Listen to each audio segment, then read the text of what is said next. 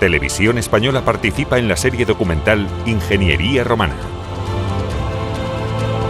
Una gran producción que mostrará las obras de ingeniería más importantes de todo el imperio. 2 episodios tratarán sobre las ciudades romanas y Televisión Española ofrece ahora el primero de ellos, donde Tarragona y Cartagena son protagonistas.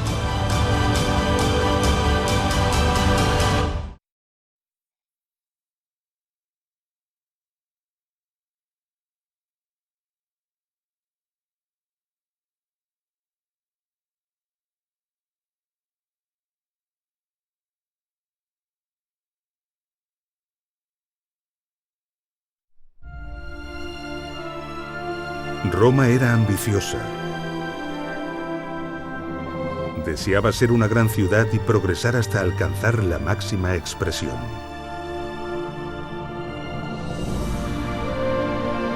Y lo logró con tal éxito y eficacia que sirvió de modelo e inspiración para la fundación del resto de ciudades del imperio.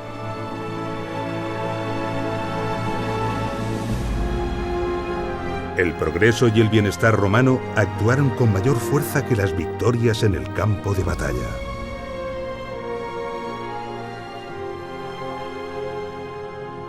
Esta fue, seguramente, el arma de romanización más poderosa que jamás existió.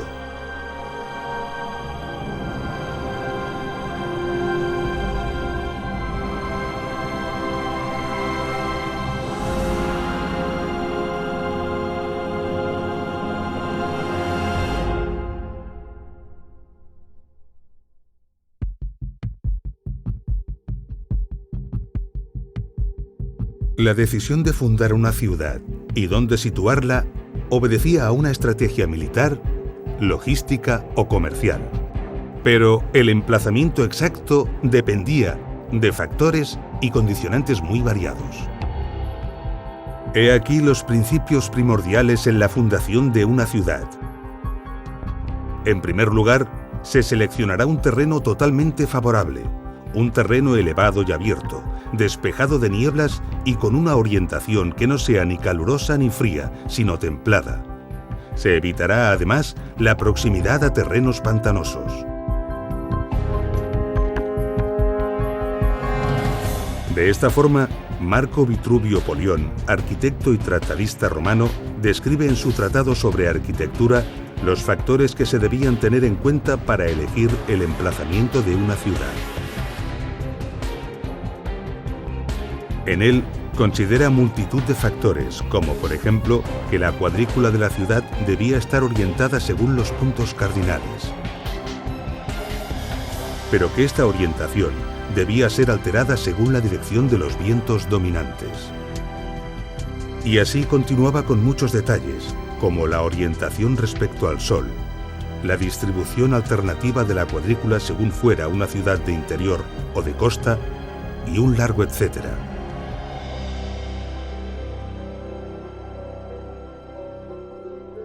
Pero para los romanos había un condicionante crítico y fundamental por encima de todos los demás: el agua.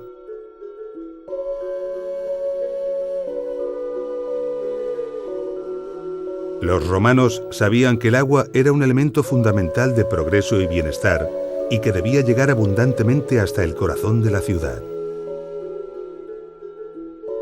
Gayo Plinio Cecilio II, escritor, científico, naturalista y militar romano, más conocido como Plinio el Viejo, no pudo ser más explícito y rotundo cuando dijo: «Son las aguas las que hacen la ciudad».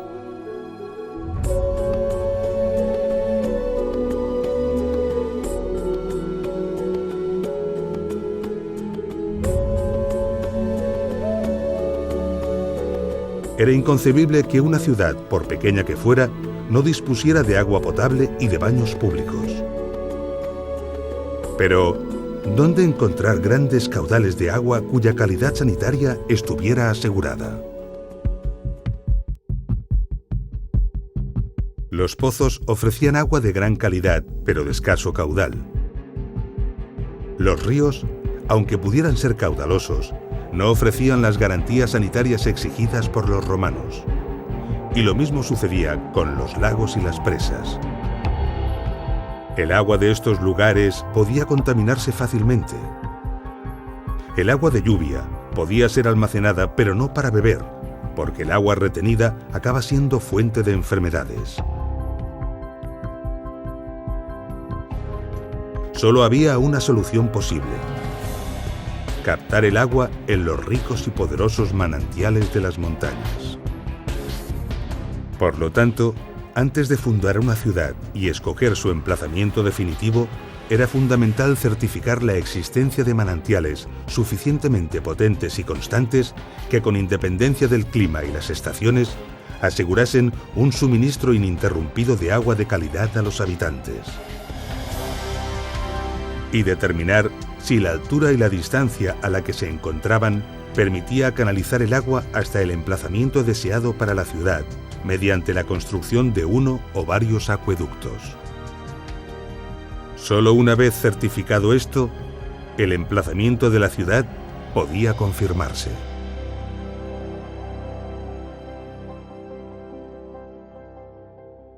Con el emplazamiento confirmado, se procedía a la delimitación del terreno mediante un ritual que los romanos habían heredado de los etruscos. Un augur confirmaba si el lugar resultaba propicio para los dioses. En cualquier caso, el augur confirmaba un emplazamiento ya escogido por los ingenieros. Luego, se procedía con la inauguratio. En un punto central del espacio elegido se abría una fosa y se introducían en ella ofrendas y tierra del lugar de origen de los fundadores. Después, se marcaba el perímetro de la ciudad con un arado tirado por una yunta de bueyes guiada por un sacerdote. Sobre este perímetro se situaría la muralla defensiva de la ciudad. Después, un mensor calculaba y delimitaba las zonas en el interior de este espacio. Finalmente, un sacerdote oficiaba la consagración mediante un sacrificio en honor de la tríada capitolina, formada por los dioses Júpiter, Juno y Minerva.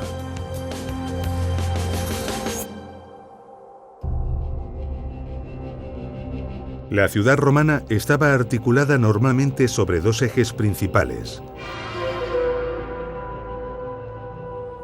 el Cardo o Cardo Maximus, la calle que se orientaba más o menos de norte a sur, y el Decumanus Maximus, la calle perpendicular a esta que atravesaba la ciudad de este a oeste. El trazado del resto de las calles se realizaba en paralelo a ambas, formando manzanas.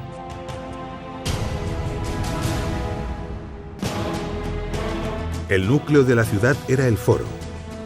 Se trataba de una gran plaza porticada, por lo general rectangular, donde se hallaban los principales edificios públicos.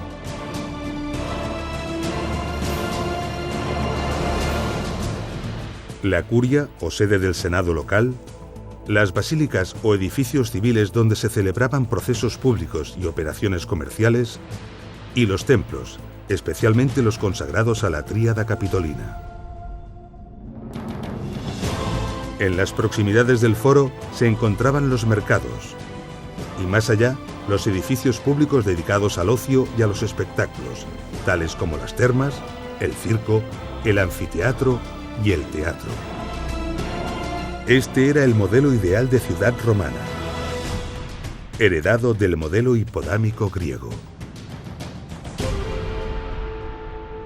Este modelo se puede comprobar fácilmente en muchas de las ciudades que han logrado conservar su huella en el territorio gracias a las imágenes de satélite. Por ejemplo, en Mileto, de origen griego, cuyo trazado reticular fue planeado por Hipódamo de Mileto, convirtiéndose en el arquetipo del diseño urbanístico que seguirían las ciudades clásicas. O en Timgad, también llamada Tamugadi, en Argelia, colonia romana. Se aprecia perfectamente el perímetro amurallado, el Cardo Maximus, el Decumanus Maximus, el foro en el núcleo de la ciudad y en sus cercanías el teatro.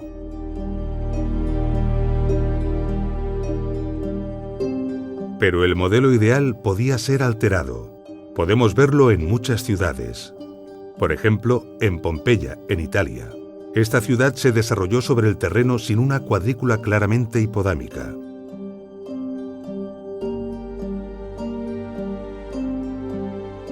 También en Palmira, en Siria, de origen nabateo, capital de la reina Zenobia, que finalmente fue conquistada y ampliamente romanizada.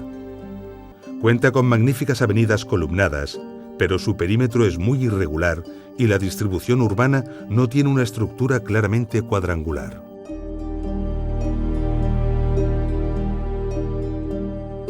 Pero en ocasiones el modelo podía alterarse considerablemente. Cuicul, colonia romana en Argelia, es un buen ejemplo.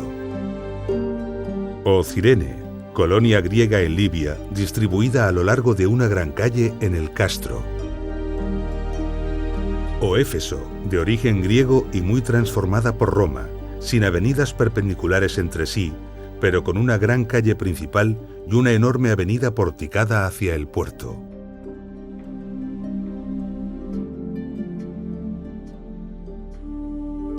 La mayoría de las ciudades romanas eran obras colosales que abarcaban enormes extensiones. Pero a lo largo de 2000 años, todas estas ciudades han sufrido catástrofes naturales, saqueos o destrucciones premeditadas, siendo muchas de ellas prácticamente borradas de nuestro presente. A pesar de ello, importantes restos han logrado perdurar hasta nuestros días.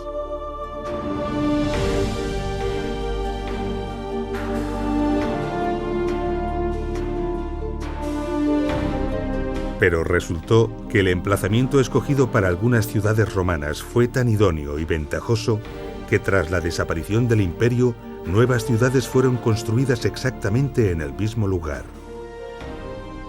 Algunas de estas ciudades han perdurado hasta nuestros días y son el resultado de una evolución urbanística de más de 2000 años. En la actualidad, estas ciudades son maravillosos yacimientos arqueológicos. En ellas, la interpretación de los antiguos restos romanos supone un enorme y apasionante desafío.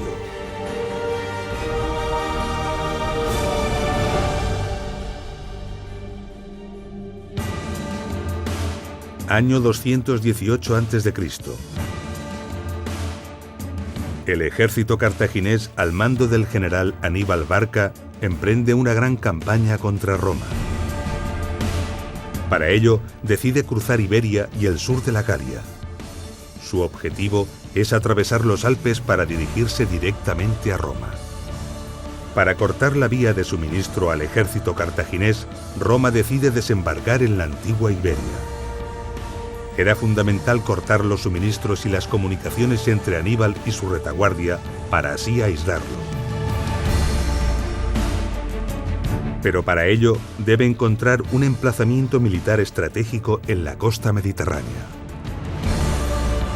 El general Gneo Cornelio Escipión dirige a las legiones romanas con la misión de encontrar este lugar idóneo. Y lo halla en una elevación costera desde la que se dominaba una bahía propicia para construir un puerto. Allí se levantó un campamento y luego una ciudad. Es la aparición de Tarraco, la puerta de Roma en Hispania.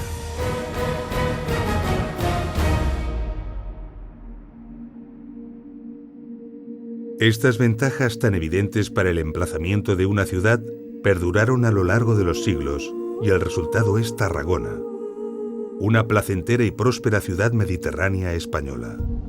Tarragona, que ha heredado su nombre de la antigua Tarraco, es una de esas ciudades modernas levantadas sobre múltiples ciudades antiguas.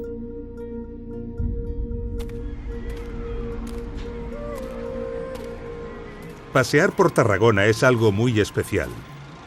El hecho de que Tarragona esté exactamente en el mismo emplazamiento que la antigua Tarraco hace que al caminar, la historia te salude a cada paso. En los próximos minutos asistiremos a un gran espectáculo en el que comprenderemos la grandeza y esplendor que se oculta tras cada una de estas piedras.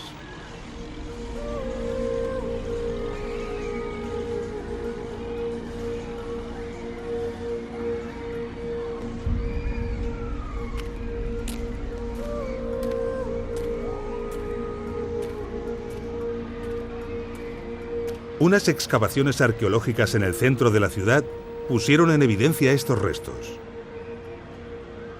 Se trata de 2 filas de columnas, con 14 de ellas en cada fila. Restos mejor conservados de otras ciudades permitieron comprender que estos restos corresponden con los de una basílica.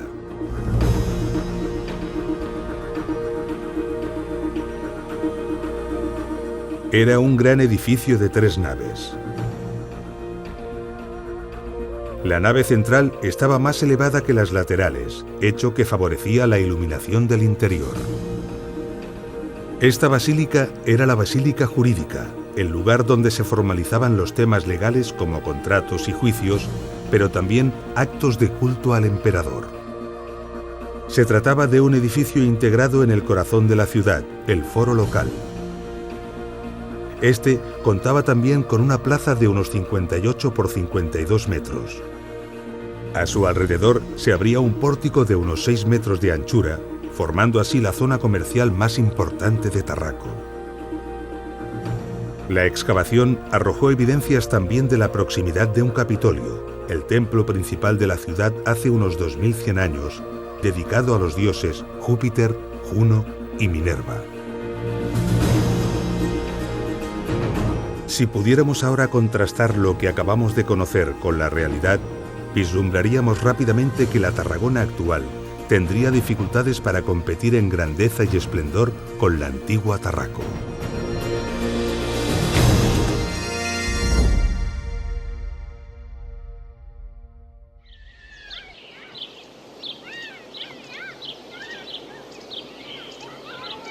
En el norte de Tarragona encontramos un bonito y tranquilo parque llamado Campo de Marte. Es un lugar que nos traslada al pasado y nos ofrece paseos silenciosos y reflexivos. Este parque está situado al pie de las antiguas murallas romanas de Tarraco. Estas murallas son excepcionales por diversas razones. Primero, porque son una de las construcciones romanas más antiguas conservadas fuera de Italia. Segundo, porque a pesar de esta antigüedad, son de las mejor conservadas del mundo. En su diseño, se emplearon en los 3 primeros metros unos megalitos que sirven como refuerzo para los impactos de las máquinas de guerra y también para constituir una excelente cimentación.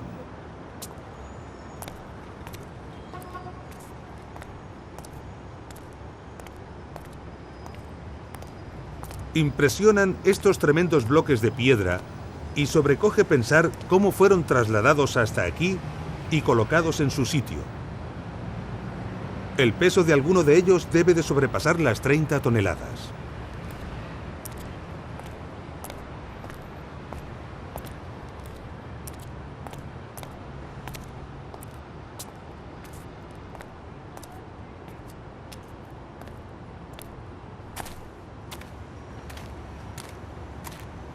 En la parte superior, el diseño contempla una obra de sillares regulares, bien ajustados, unidos en seco y sin mortero. Es el llamado opus quadratum. Muchos de estos sillares presentan marcas incisas que recuerdan obras similares alzadas en Italia.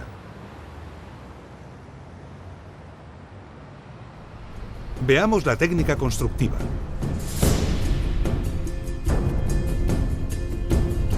La base de la muralla tiene unos 5 metros de ancho. A ambos lados se situaban los megalitos y el interior se rellenaba con piedras gruesas y tierra. Después se situaban los sillares, bien trabajados, perfectamente ajustados y unidos en seco. Cada pocos metros se colocaban otros transversalmente, formando muros interiores. Con esta técnica se lograba un esqueleto interior que reforzaba y aumentaba considerablemente la resistencia de la obra. Se creaban además compartimentos independientes que no comprometían al resto de la muralla en caso de que se abriera una brecha. El interior se rellenaba inicialmente de piedras pequeñas y cascotes de menor tamaño, y después se extendían capas de adobes de unos 10 por 30 por 45 centímetros. La altura total de la muralla alcanzaba los 10 o 12 metros y la anchura en la parte superior unos 4 metros. Suficiente para habilitar una zona de vigilancia conocida como Paso de Ronda.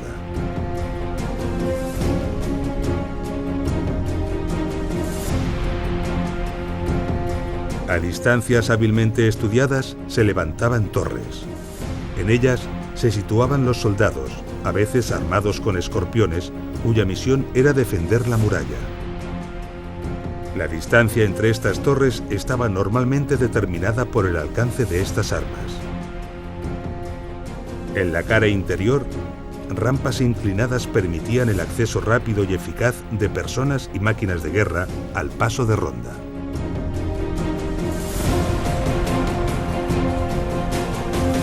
En la actualidad, la parte conservada de la muralla de Tarragona envuelve solo parcialmente el núcleo antiguo, pero en su momento se extendía a lo largo de todo el perímetro de la ciudad, unos 5 kilómetros.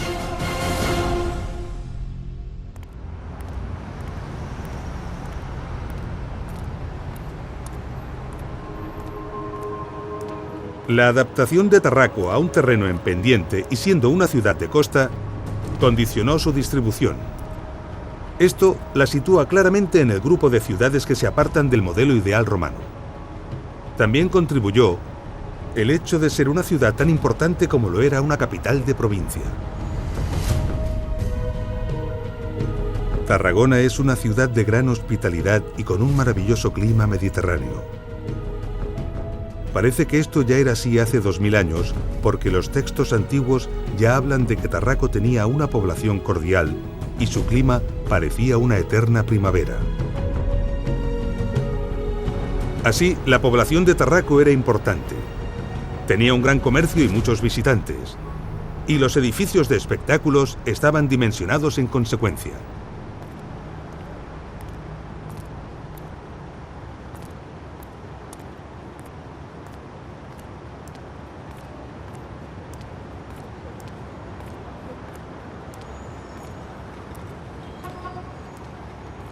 En el extremo oriental de esta calle encontramos hoy restos de la muralla medieval de Tarragona.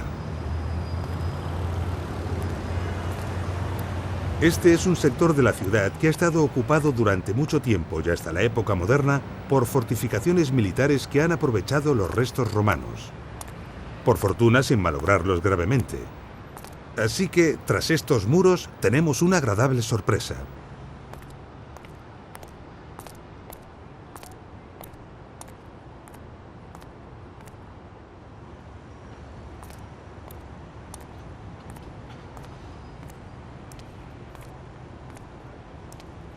Aquí tenemos los 3 únicos arcos que han sobrevivido de los 55 que formaban la fachada del circo. Tienen 7 metros de altura. Realmente impresionantes. Podemos ver que la fachada está construida con sillares trabajados con esmero. En el interior, otros más pequeños de tipo sillarejo. Y las bóvedas vemos que están elaboradas con el famoso hormigón romano.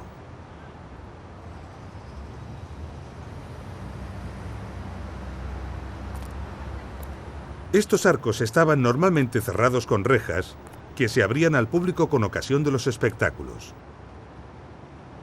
Estos espacios abovedados servían para diferentes usos. Este en concreto tenía unas escalinatas para el acceso a las gradas superiores.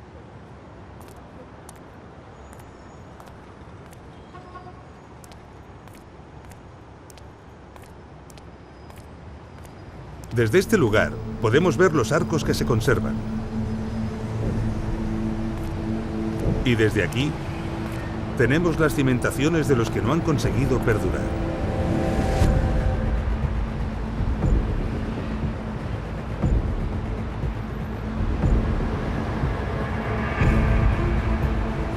Encontraríamos algunas más de estas cimentaciones si levantásemos esta calle y muchas más debajo de esas casas.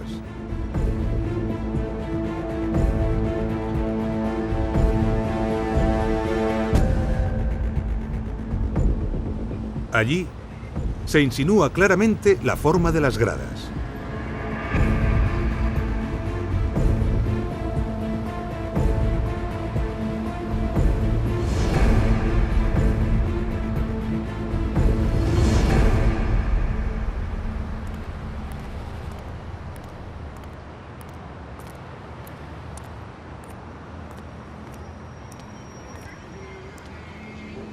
Esta es la Plaça de la Font, una turística y bonita plaza llena de terrazas.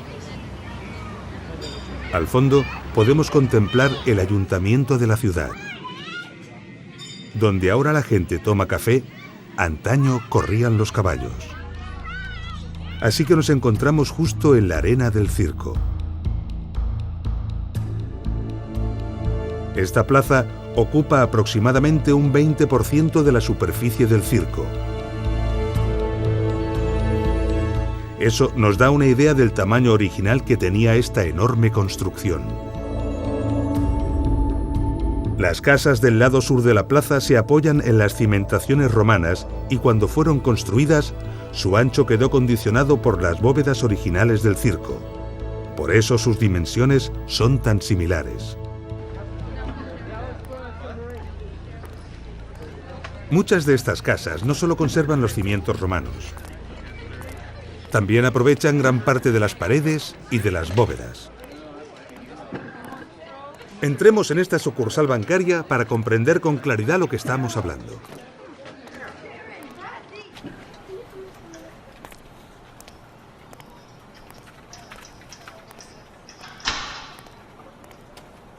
Aquí podemos ver que este local ha heredado el hueco de una bóveda, concretamente la número 28 de la fachada del circo. Con acierto y mucho gusto, esta entidad bancaria tuvo en cuenta todo esto a la hora de plantear su decoración. Y en las paredes han dibujado el perfil de las gradas, didáctico y precioso.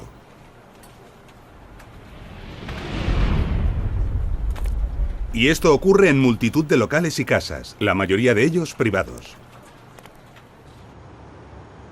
Muy cerca, en la llamada Plaça dels Sedassos, otras excavaciones han dejado al descubierto nuevos y esclarecedores restos del circo.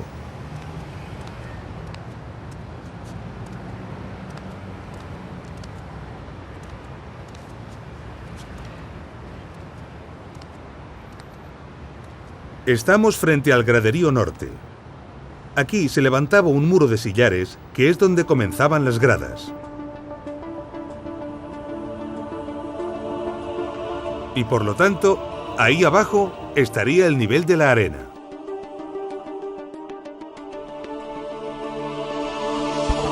También podemos ver parte de las bóvedas que soportaban las gradas.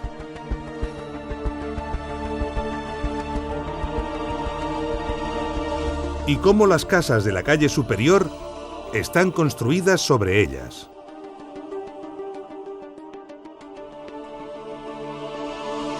Podemos ver ahora con mayor claridad que nunca cómo las casas aprovechaban las cimentaciones romanas.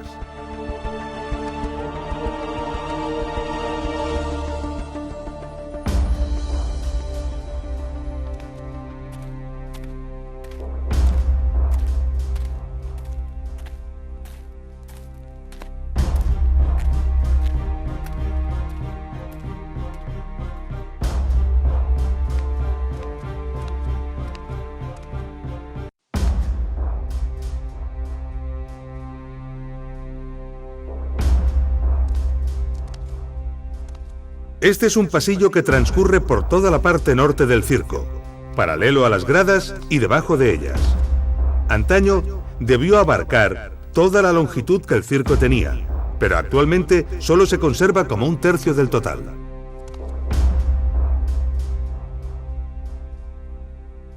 Docenas de estancias aprovechando los espacios de las bóvedas debían de servir de almacén para la operativa y la logística del circo.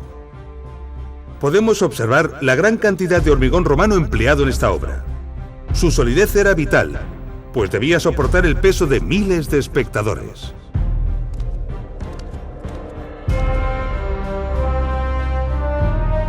El Circo de Tarraco era un edificio impresionante con una longitud de unos 310 metros y una anchura de entre 100 y 120. La arena estaba dividida por un amplio muro, euripus o espina, decorado con elementos escultóricos y arquitectónicos. Su capacidad era de unos 23.000 espectadores. En él se celebraban los ludi circenses, sobre todo las carreras de carros. Una gran torre se encontraba en cada extremo del circo. La torre del lado este, llamada actualmente Torre del Pretorio, se conserva, aunque considerablemente alterada debido a diversas reconstrucciones en el tiempo. Desde ella, las vistas de la ciudad de Tarragona son imponentes y podemos vislumbrar la grandeza que antaño tuvo que tener el circo romano de Tarraco.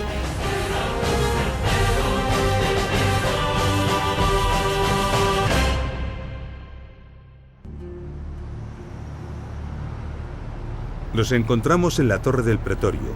Aquí, en su base, tenemos pistas importantes de cómo continuaba la ciudad en la parte superior del circo.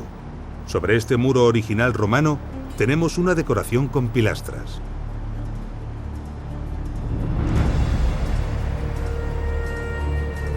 Y aquí, abajo, un indicio de dónde se situaba realmente el nivel de los cimientos. Uniendo esta información con la que arrojan otros hallazgos y por el conocimiento que tenemos de las ciudades de otras partes del imperio, podemos reconstruir el elemento arquitectónico al que pertenecen, la plaza de representación y de administración de la provincia.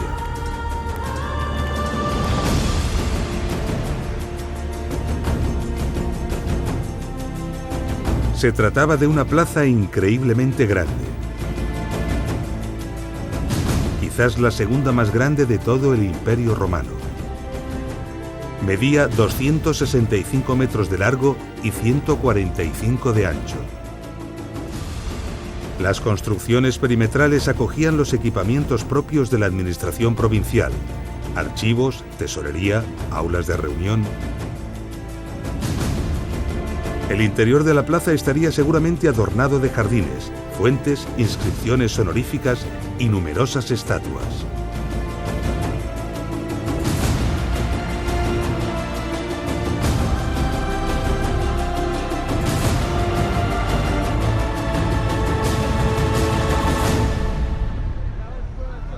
Una escalera monumental se situaba en el lado noreste. Una escalera que coincidía aproximadamente en la misma posición que esta.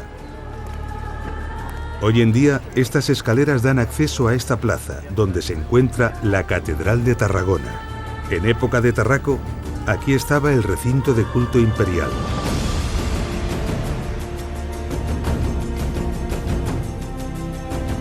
Otra gran plaza, esta vez de 156 por 133 metros.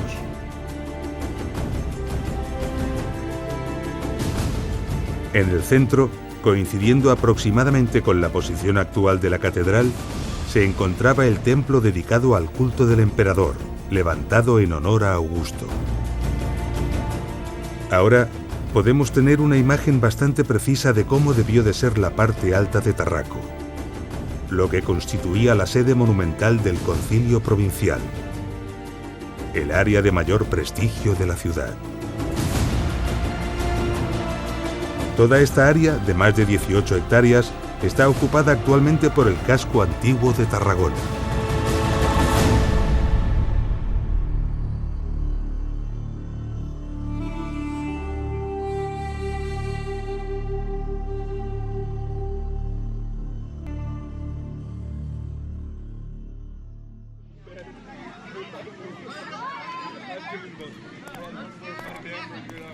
La zona alta de Tarraco era una zona destinada a las élites políticas y económicas de la ciudad. Actualmente está ocupada por el casco urbano de Tarragona. Así que hace 2000 años, exactamente en este lugar, paseaban políticos romanos entre exuberantes fuentes, jardines y estatuas de mármol.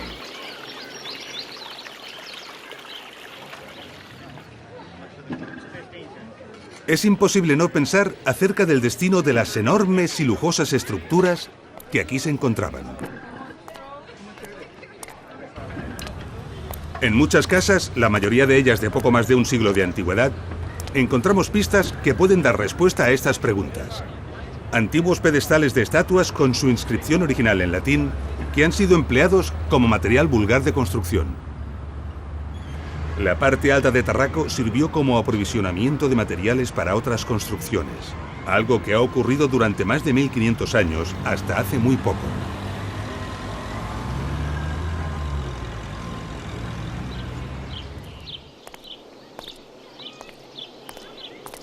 Los restos de Tarraco son tan parciales que se precisan de cuidadosos estudios para ser interpretados, ya que por sí solos no ofrecen una imagen de lo que antaño fueron.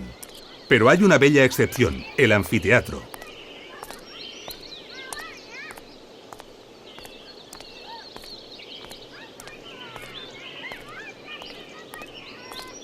El anfiteatro de Tarragona se ha conservado lo suficiente para darnos una imagen bastante aproximada del edificio que fue. A ello han contribuido diversas restauraciones.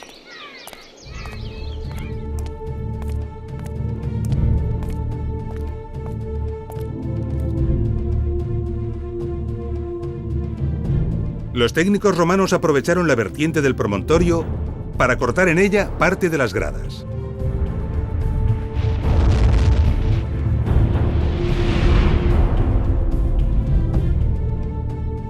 En las zonas donde el terreno no lo permitió, las gradas se levantaron sobre bóvedas. La obra que destaca en la arena son los restos de una basílica del siglo VI y de un templo románico del siglo XII. Tanto la basílica como el templo se levantaron con bloques de piedra del propio anfiteatro. Por lo tanto, estos restos no pertenecen a la obra original.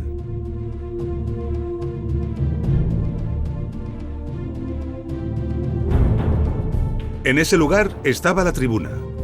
Es una gran bóveda que antaño estaba profusamente adornada y estaba destinada a las autoridades que presidían los juegos. Podemos ver unos fosos que cruzaban transversalmente y longitudinalmente la arena. Originariamente, estaban cubiertos con tablones de madera.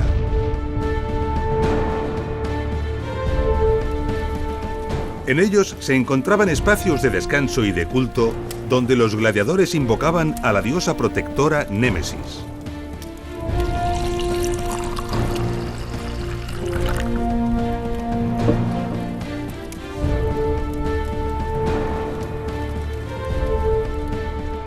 Un gran acceso a la arena permitía la entrada solemne de los gladiadores, la Porta Triumphalis.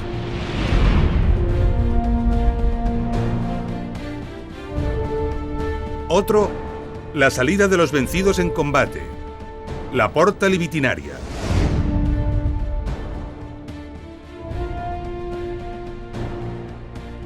Unos enormes mástiles sostenían y tensionaban un ingenioso sistema de cuerdas ideado para recoger y desplegar a voluntad una enorme carpa, el velarium. Su misión era proteger a los espectadores del sol en días calurosos.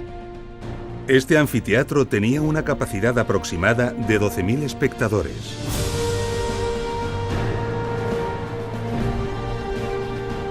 El espectáculo representativo de los anfiteatros consistía en la lucha de gladiadores y caza de animales. En contraste con la imagen habitual que el cine nos ha ofrecido sobre las luchas a muerte, durante la mayor parte del imperio, ser gladiador era una ocupación lucrativa y duradera. Muchos gladiadores tenían familia y desde luego no perdían la vida en la arena.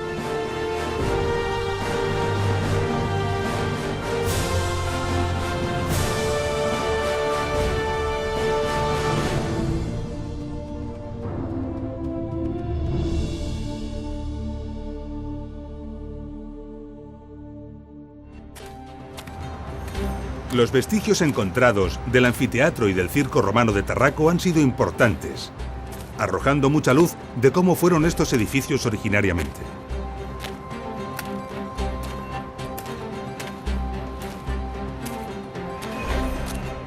Sin embargo, del Teatro de Tarraco, el edificio de espectáculos que nos queda por ver, solo se ha conservado la cimentación y parte de las 5 primeras gradas. Para poder imaginar cómo fue el teatro de Tarraco, debemos trasladarnos a otra parte del imperio.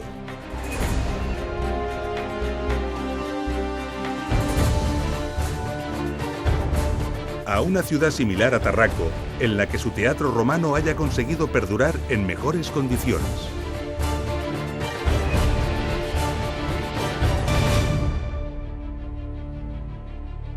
Año 209 a.C. Roma, de la mano del general Escipión, ha conseguido cortar las provisiones a Aníbal, pero solo controla la costa nororiental. El ejército de Escipión es muy inferior numéricamente al ejército del cartaginés Asdrúbal Barca, situado al sur de Hispania, lo que preocupa a Roma y desmoraliza a sus tropas. Pero el general Escipión decide, sin recibir órdenes de Roma e inesperadamente, invadir la Iberia cartaginesa. Su estrategia es atacar a Kar Hadash, la capital cartaginesa en Iberia, en una operación relámpago. La flota romana transporta los equipamientos más pesados, permitiendo al ejército de tierra avanzar a gran velocidad. Kar Hadash cae en poder de Roma y es bautizada con el nombre de Cartagonova. Cartagonova se convertirá en una de las tres capitales de la Hispania romana, junto a Tarraco y Córdoba.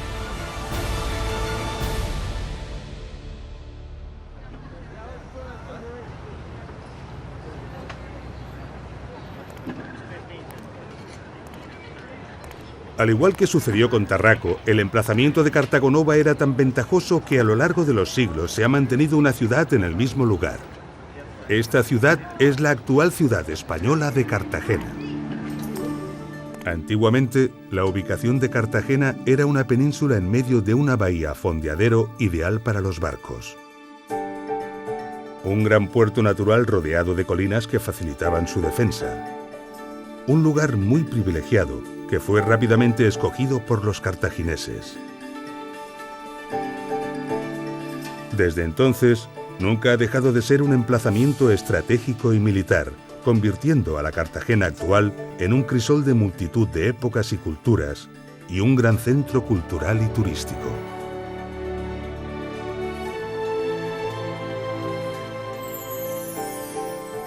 El monumento antiguo más impresionante que la ciudad conserva de todos sus siglos de historia es el Teatro Romano de Cartagonova. Sus restos han sido magistralmente integrados en el tejido urbano de la actual Cartagena, ofreciendo a la ciudad un magnífico espacio museístico. El museo está concebido brillantemente, ofreciendo como última sala de visita el propio teatro.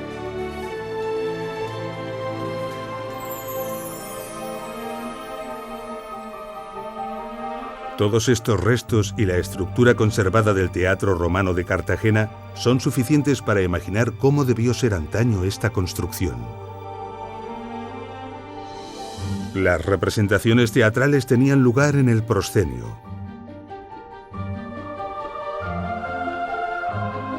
A sus pies se encontraba la orquestra, un semicírculo destinado a las autoridades y la orquesta.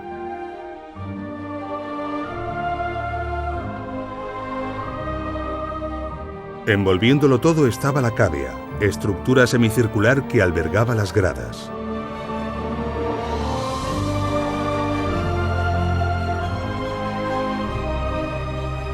Cerrando el recinto había un espectacular frente escénico compuesto de un doble orden de columnas de mármol de más de 16 metros de altura. Al igual que en los anfiteatros, para proteger a los espectadores del sol, se podía desplegar el velarium.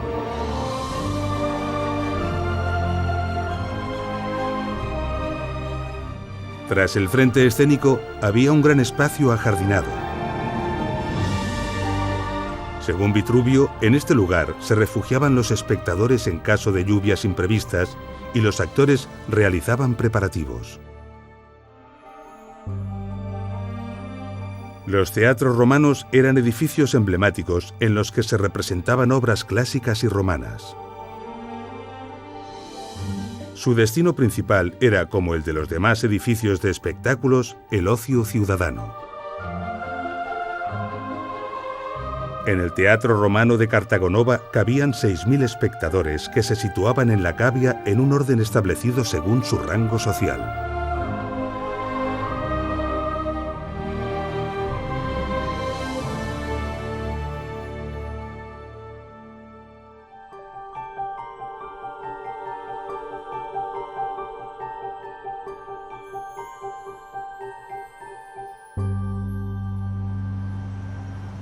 Cartagonova fue una ciudad muy parecida a Tarraco en importancia y en número de habitantes. Y la planta del Teatro Romano de Tarragona es muy similar a la planta del Teatro Romano de Cartagena. Por lo tanto, a pesar de la escasa información que de este disponemos, podemos atrevernos a reconstruir el Teatro Romano de Tarraco.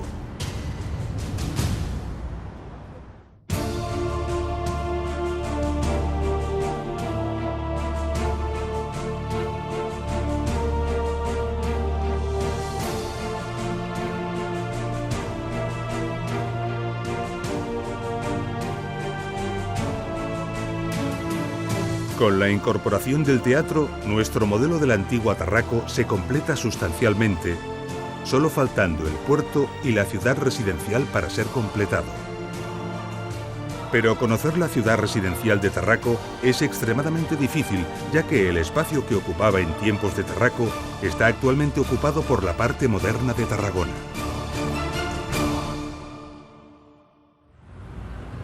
Cuando paseamos por la parte residencial y moderna de Tarragona, hay edificios que llaman la atención por su curioso diseño.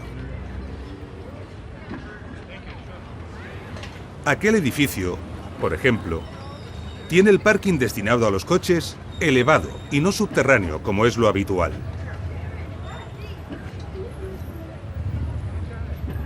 Este diseño no es caprichoso, tiene una poderosa razón. Aquí, bajo el edificio, se encuentran restos de la parte residencial de Tarraco. Restos que aparecieron en las excavaciones realizadas para construir estos edificios y que el ayuntamiento de la ciudad obligó a preservar para su futuro estudio. Son solo cimentaciones, pero todas juntas nos ofrecen una imagen clara.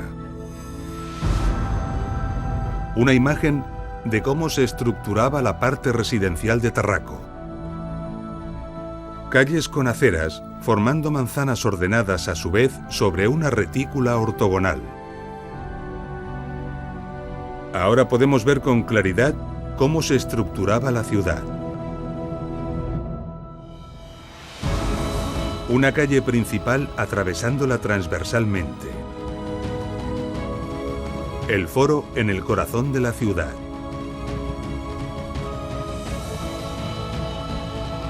En la parte alta, la zona administrativa, el circo y fuera de las murallas, el anfiteatro. Coronándolo todo, el recinto de culto. Y en el sur, con toda seguridad, el puerto. Un puerto hipotético basado en el conocimiento adquirido de otras ciudades, ya que hasta la fecha no se han encontrado vestigios que nos indiquen cómo fue realmente el antiguo puerto de Tarraco.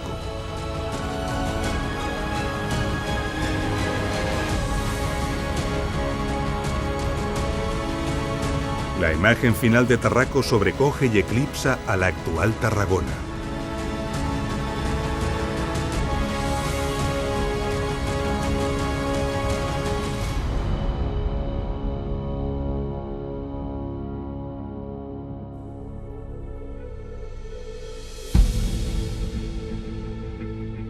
Estamos al final de nuestro episodio. En este documental hemos comprendido la importancia que tuvieron las ciudades romanas para el éxito del imperio. Hemos visto los condicionantes que determinan dónde y cómo se funda una ciudad romana y hemos comprendido que los restos de muchas de estas ciudades antiguas permanecen sepultados bajo algunas de nuestras ciudades modernas.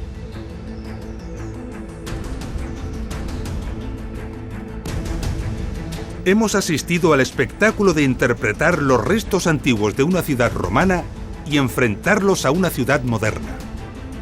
De esta forma hemos reconstruido el gran teatro romano de Cartagonova.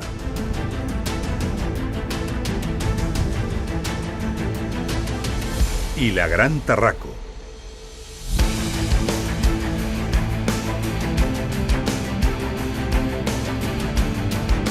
Tarraco era una gran ciudad, pero empequeñece comparada con las ciudades más grandes del imperio. En nuestro próximo episodio viajaremos a algunas de estas ciudades para conocer y comprender muchas de las cosas que nos quedan por ver.